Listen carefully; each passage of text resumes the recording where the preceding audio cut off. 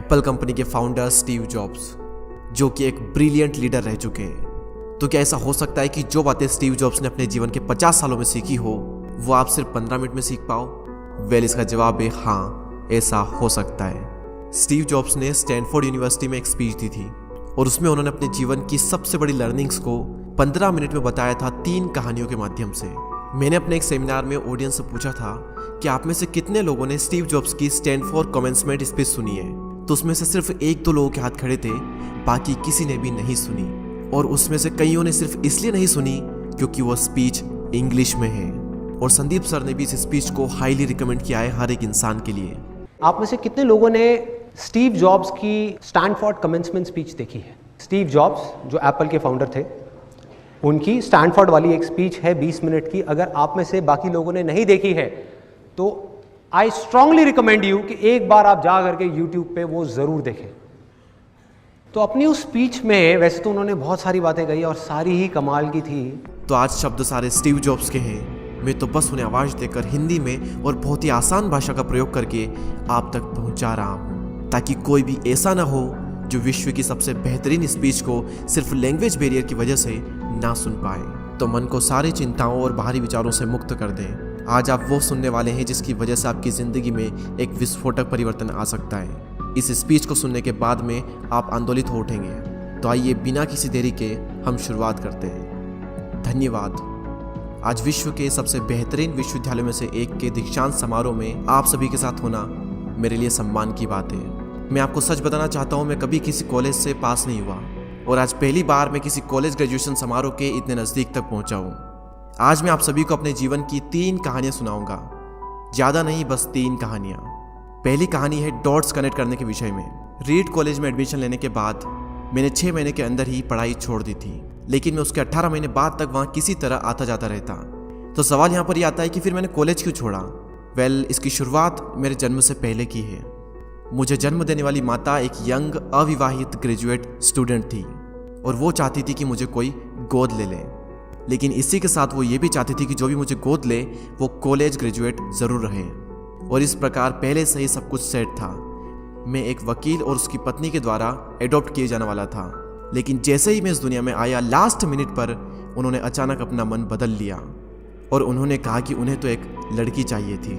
इसीलिए आधी रात को मेरे माता पिता को कॉल किया गया, जो कि वेटिंग लिस्ट में थे, और उन्हें कॉल करके बताया गया कि हमारे पास में एक बेबी बॉय है, क्या आप उसे गोद लेना चाहेंगे? और उन्होंने तुरंत हाँ कर दी। लेकिन बाद में मेरी जन्म देने वाली माता को पता चला कि जिन्होंने मुझे गोद लिया है वो कॉलेज ग्रेजुएट नहीं है और पिता तो हाई स्कूल पास भी नहीं है, और इसीलिए उन्होंने अंतिम एडॉप्शन पेपर पर साइन करने से मना कर दिया। लेकिन फिर कुछ ही महीने बाद मेरे होने वाले माता पिता ने मेरी माँ को वचन दिया कि हम इसे कॉलेज ज़रूर भेजेंगे, और इस वजह से उसकी माता मान गई और फिर मुझे अडॉप्ट कर लिया गया। और कुछ इस तरह मेरी ज़िंदगी की शुरुआत हुई और 17 वर्ष के बाद में मैं कॉलेज गया। लेकिन गलती से मैंने स्टैनफोर्ड जैसा ही एक महंगा कॉलेज चुन लिया। मेरे वर्किंग माता पिता की सारी पूंजी पढ़ाई में खर्च होने लगी और 6 महीने बाद मुझे इस पढ़ाई का कोई भी महत्व नहीं दिखाई दे रहा था। मुझे कोई आइडिया नहीं था कि मैं अपनी ज़िंदगी में क्या करना चाहता हूँ। कोई आइडिया नहीं था कि किस तरीके से कॉलेज मेरी मदद करेगा अपनी ज़िंदगी में कुछ करने के लिए। और यहाँ पर मैं अपने माता पिता की जीवन भर की पूंजी पढ़ाई में खर्च करता जा रहा हूँ। और इसीलिए मैंने कॉलेज ड्रॉप आउट करने का डिसीजन लिया और यही सोचा कि जो होगा अच्छा होगा। उस समय मुझे ये चीज़ बहुत ही डरावनी लगी, लेकिन जब बीते समय को आज मैं देखता हूँ तो मुझे लगता है कि ये मेरी ज़िंदगी का सबसे बेस्ट डिसीजन था। वो कैसे, मैं आपको अभी बताता हूँ। जैसे ही मैंने कॉलेज ड्रॉप आउट किया था तो मैंने उन क्लासेस को करना छोड़ दिया था जिसमें मेरा इंटरेस्ट नहीं था, और मैं केवल उन्हीं क्लासेस को करता था जिसमें मेरा इंटरेस्ट था। और ये सब कुछ करना कोई इतना आसान भी नहीं था, क्योंकि मेरे पास रहने के लिए कोई कमरा नहीं था। इसलिए दोस्तों के कमरों में मैं ज़मीन पर सोता था। मैं कोक की बोतलों को लौटाकर मिलने वाले पैसों से खाना खाता था। मैं हर संडे 7 मील पैदल चलकर हरे कृष्णा मंदिर जाता था, जिससे कि हफ्ते में कम से कम एक बार मैं पेट भरकर खाना खा सकूं, और ये मुझे बहुत ही अच्छा लगता था।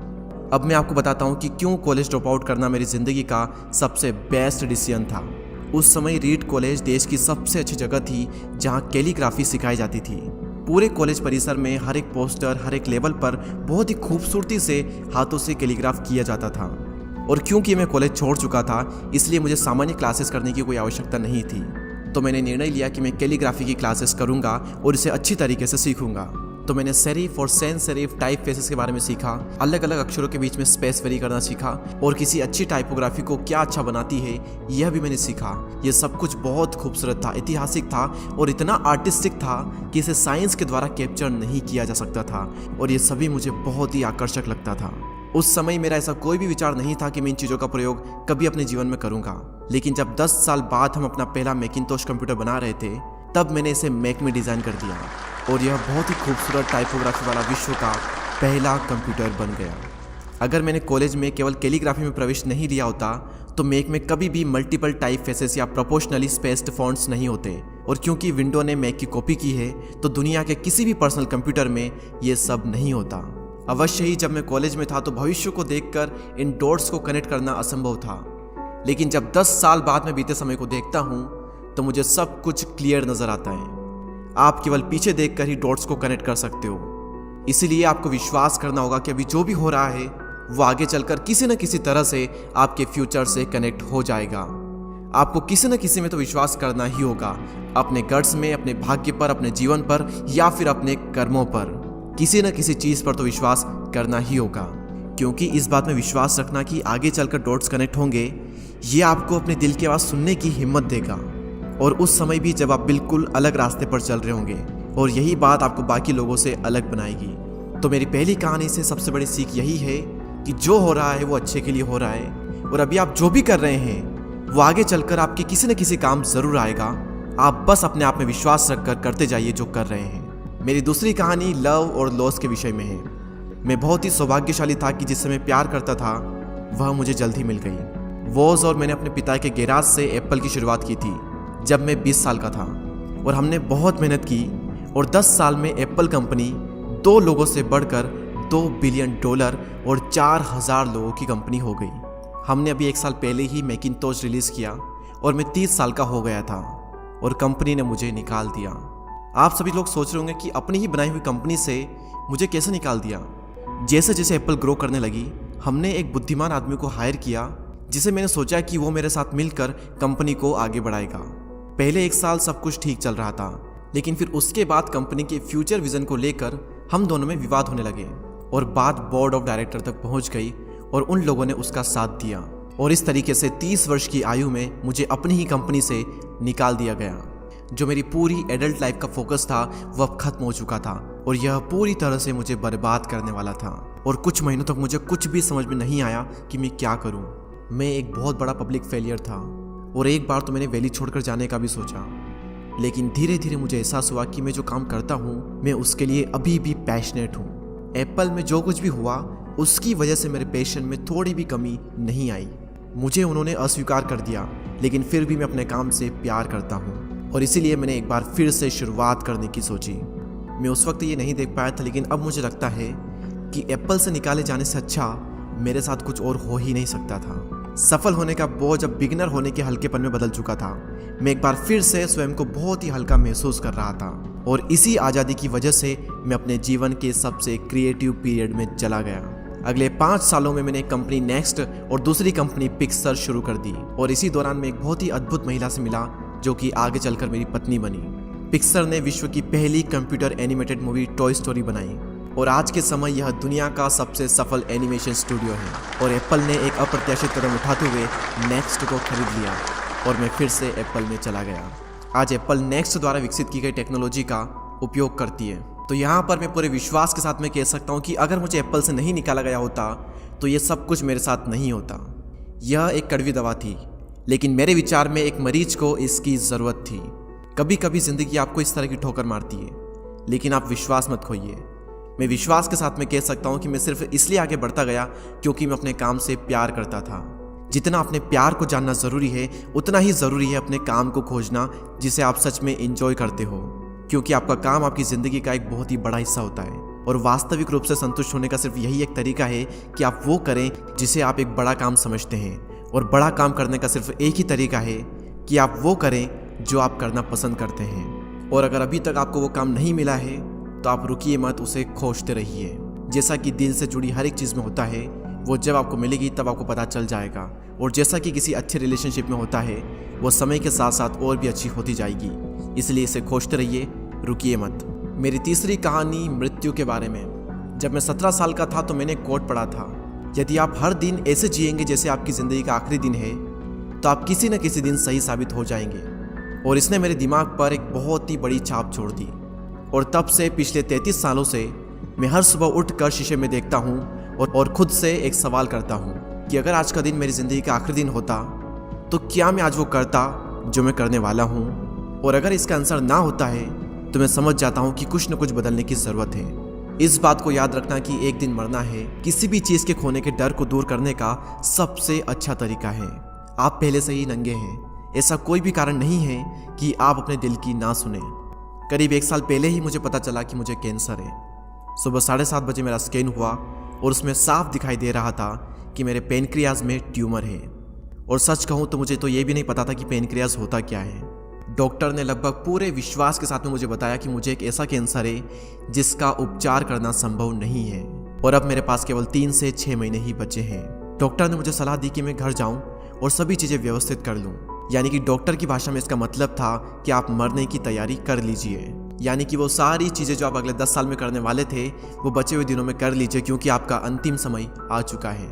मैंने इस डायग्नोसिस के साथ में पूरा दिन बिता दिया और शाम को मेरी बायोप्सी हुई, जहां पर मेरे गले के रास्ते से पेट से होते हुए एक एंडोस्कोप डाला गया और एक सुई से ट्यूमर के कुछ सेल्स निकाले गए।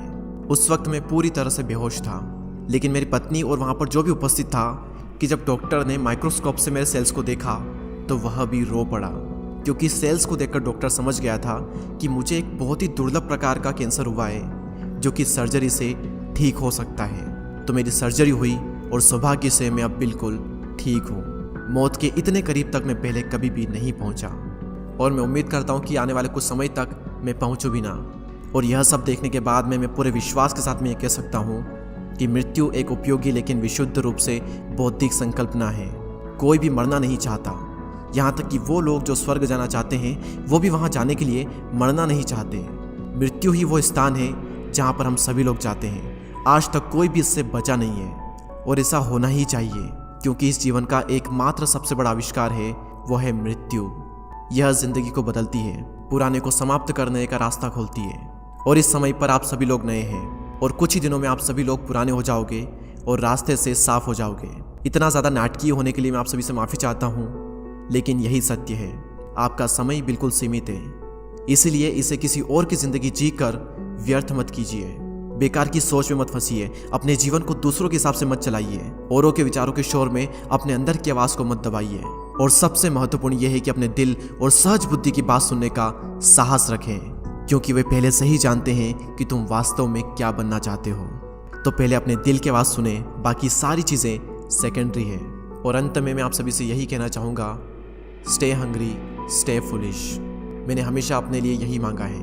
और अब जब आप सभी लोग यहाँ से ग्रेजुएट हो रहे हैं तो मैं आप सभी के लिए भी यही विश करता हूँ, स्टे हंग्री, स्टे फुलिश।